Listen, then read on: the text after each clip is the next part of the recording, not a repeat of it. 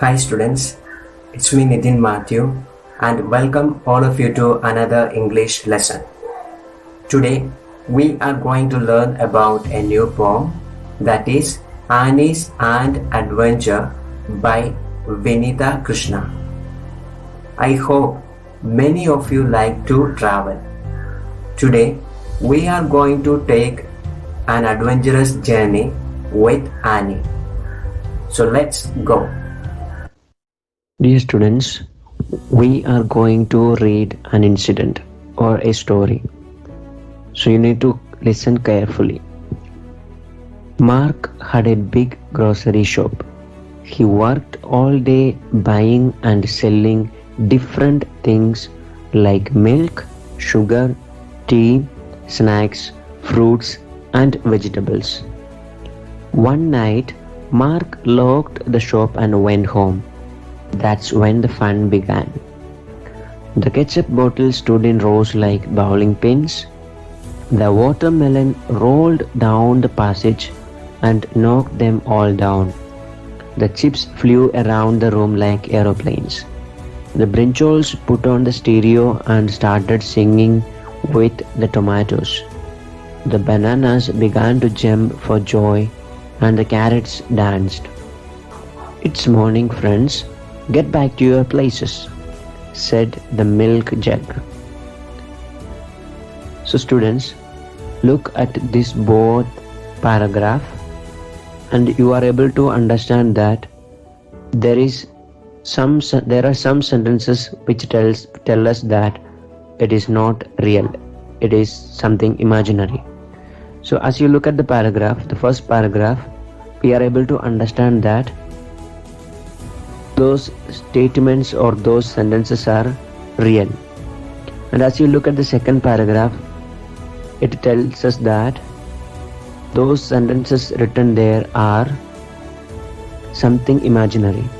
So we are going to learn a new poem that is Annie's and Adventure, where we see certain things real and where we also will see few things that happened in the poem that is something imaginary. Let's listen carefully. Annie was eating tiny colorful sweets.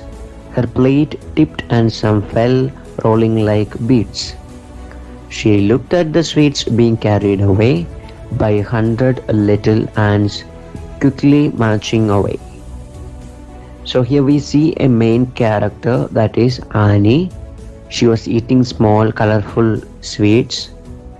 Soon what happens? It fell out of her hand. As she looked carefully, she saw that the sweets being carried away by the ants. Annie wished she could follow and see where they go. Surprised, she got smaller and joined in the row. So Annie decided to be like those small ants. All of a sudden, in a surprise, she becomes smaller like an ant. Deep down underground, they went round and round, never losing each other nor making a sound. Annie was dizzy when she reached the ant's nest. The sweets were all gone, and she was upset.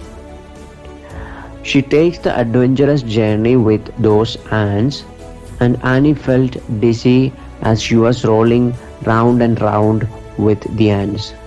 She felt upset as she couldn't find any sweets.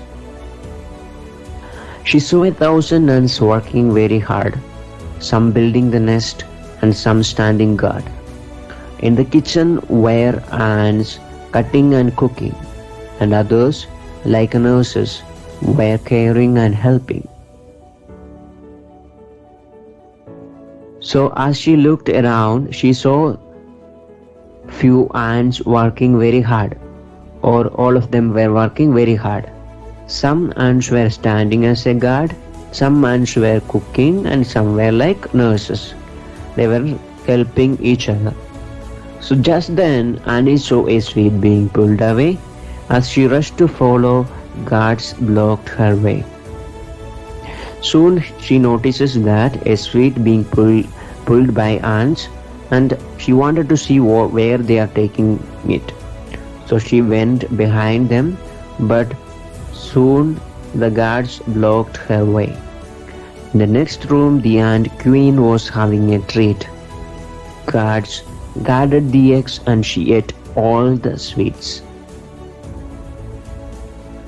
So in the next room, as we see in the poem, there is a queen ant who is eating all the sweets there, and even the guards are protecting her egg. That's what we see here. So Annie moved in, but the queen let out a scent. Danger, a stranger. That's what it meant.